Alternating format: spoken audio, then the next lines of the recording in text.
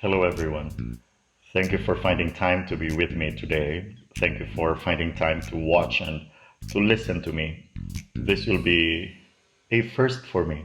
This is a this is kind of interesting for me, a different type of journey. I am launching a YouTube channel and I am also hoping to begin a podcast.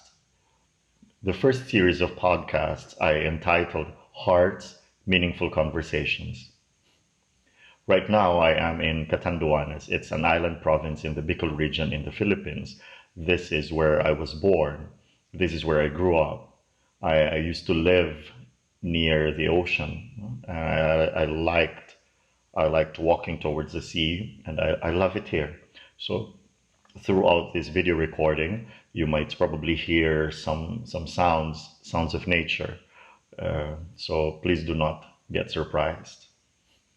I would have to tell you that I am coming to you now. I am talking with you not as someone very confident, although most of you would probably know me as a performer or as a director, and perhaps a lot of you would think that I am very strict and confident. But I have to say that as I go on this journey, that one reason for this is also a recognition of how life has scarred me, and also how life has wounded a lot of other people. Maybe how life already also wounded you. And because of these scars, because of these feelings of uncertainty, of doubts, of fears, I right now I'm much scared to do this thing, but I'm also very excited. I wanted to begin by talking about myself and my personal journey, especially in terms of the arts. And through it, you would notice, you do not be surprised that my tendency is to combine my experience with the arts with my experience in faith, okay, or my faith experience. I began, perhaps my first taste of theater was when I was in kindergarten. I could not forget. The memory is still very vivid for me. I played the role of a tree. There was no line at all, but I loved the costume. I was standing in front of the stage. I was not able to see whatever were happening behind me, but what was imprinted in my mind was the memory of my classmates back then. The memory of my classmates wearing really large costumes. Some of them were wearing, they looked like flowers. Some looked like leaves, etc. Because we were playing the story. We were doing the story of Thumbelina. And also at that same year, I also began to perform as a dancer. I remember my first performance as a dancer. We were made to wear costumes made out of sackcloth. And for some reason, I remember those two performances in kindergarten. And I have performed every year after that. But I am no longer able to remember all the other performances. But I know for certain that I have been doing theater at such a young age, although it's a theater production that is done at school in this island province in the Philippines. And for writing, I began writing, I think, when I was, I don't know, maybe grade six or high school. I got interested in writing. I would call them short novels. They're the usual romantic love stories. I will even make them as if they would look like a published noveletta. And my mother would bring them to her office and have her office mates read them, which would embarrass me a lot of times. But, but looking back now, it seems fun. And I would remember creating stories in my mind as I sit on the ledge of our second floor window, or I mean the house of the second floor. I mean the window on the second floor of our house. As I look down, especially when it rains. When it rains, there will be a puddle in front of the house, and I would observe fallen leaves. I think there was an ipil in front of the house, and when it rains, the leaves will fall and will move on the puddle. And in my mind, I will create stories with these tiny leaves as my characters. It seemed crazy, but that's what I was doing.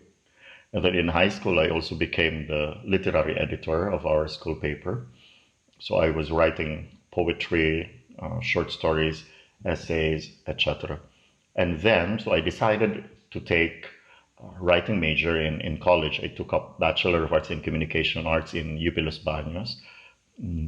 And then for music, I would always share this, especially when I give workshops in music and in other arts workshops, actually, that I would share that when it comes to music, I do not remember really enjoying music or singing or listening to pop music when I was young.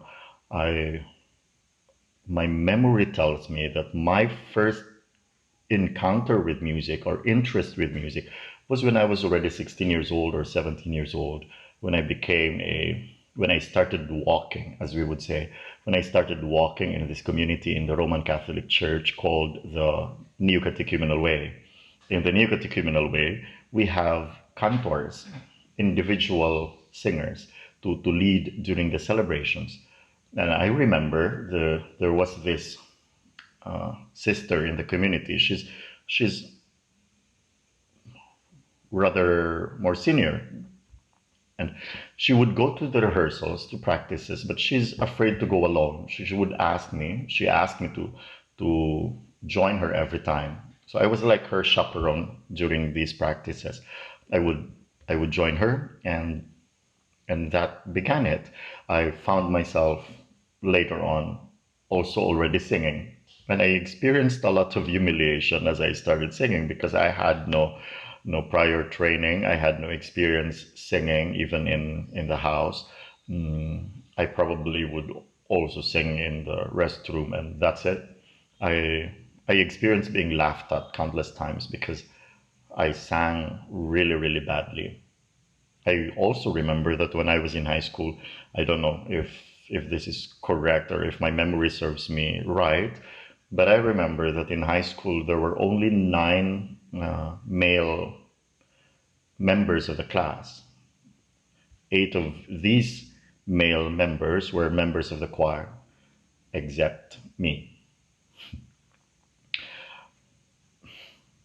But in my experience in the church, that I think the neo-catechumenal way, that experience in the church, uh, became very pivotal for me.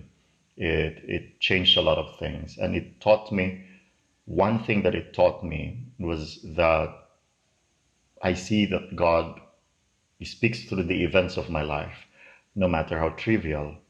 I struggle. I have a crazy love-hate relationship with God, but I do believe that He speaks to me through the events of my life.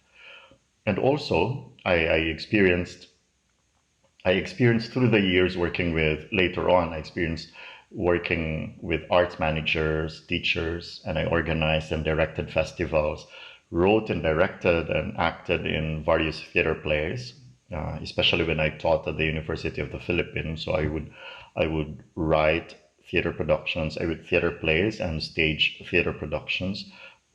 I directed dance concerts. I worked with hip hop dance companies in the Philippines, and also directed already a lot of various choral concerts. And of course, a lot of you would know that I joined the Philippine Magical Singers later on, something that I still cannot believe now. I mean, someone who started singing at 17 years old and was laughed at and humiliated quite miserably.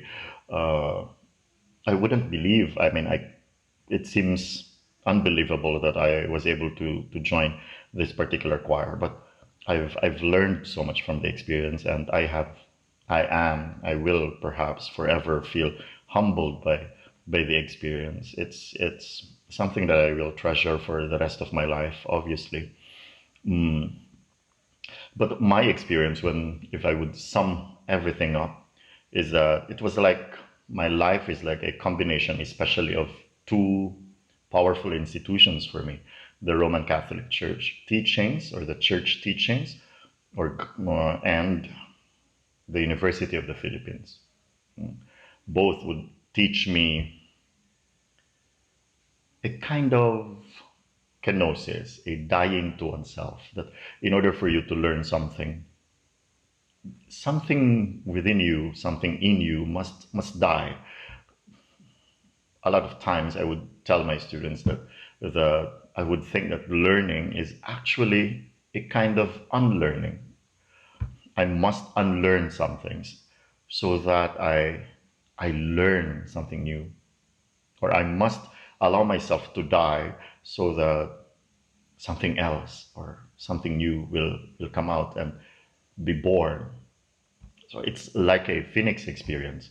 And this mindset of the kenosis of dying to oneself has become influential in the way that I work, in the thoughts that I transfer on paper when I write poetry, when I write theater productions, and even when I train my actors, my singers, my dancers, etc.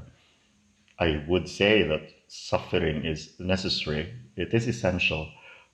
Like as I said, like the Phoenix experience, one must burst into flames. One must, if I may use the word, ontologically experience death in order to be born again.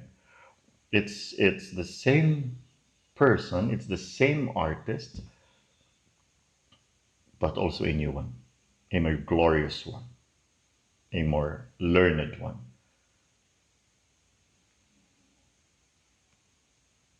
Yeah. So last year I began posting videos of me reading some works, some poetry. This was during the first part of the pandemic, when the world suddenly seemed to have closed and stopped. So in order also to pacify and control my thoughts, I resorted to poetry, and I read poetry and video and shared them on my Facebook. And some of my friends, because of this, the idea of having a podcast or a YouTube channel resurfaced. This idea had always been in my mind for quite some time now, but I always really hesitate in doing it. But because of those videos last year, I would receive suggestions or requests from friends for me to finally create this YouTube channel and to continue doing it. So this is for them, for those friends who asked me to do this. I hope the next episodes, the episodes will help them and will help you. I also hope to do this for many others who feels hungry to learn from other practitioners. I am hoping that my friends will allow themselves to be interviewed, and I hope to do interviews with some of my friends. I am rather passionate about uh, learning about their praxis, no? Their practice and their theory, and also how they began, especially how they began. I would like to believe that there is no great artist who had not experienced suffering, maybe humiliation, uh, all of these things. And it is important for us to also learn this from people we admire, from people we think who are accomplished, so that we may come to believe that it is also possible for us, that if they are able to do these things, then maybe, just maybe, it is also possible for us. So this also goes to you who might think, who probably are like me, who would find opportunities in order to learn and to grow, who probably wonder always whether you're good enough.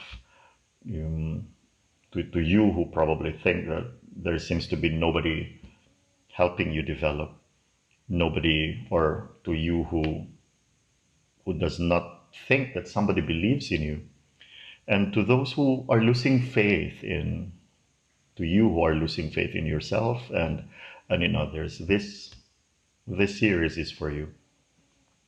I will be doing literary readings and interviews, and I find it interesting that some of my friends, especially when I posted the announcement yesterday, would point out that the uh, two types of two would point out the two versions of the title that I chose.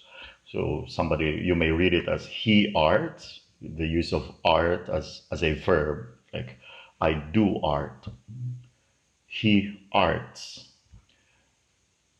But also I would always say, I mean, that the art that I do is a gift from God. It's it's also a response to this experience with God's work. So I would say to you again, thank you for being with me, and please do bear with me as I navigate through all these things. I wanted to just converse with you today on this video. And I would like to end by saying that I always acknowledge that He who dwells and whispers in our hearts is the source of our arts. This is Joey Vargas for Hearts, Meaningful Conversations. Have a very meaningful day, my dearest friends.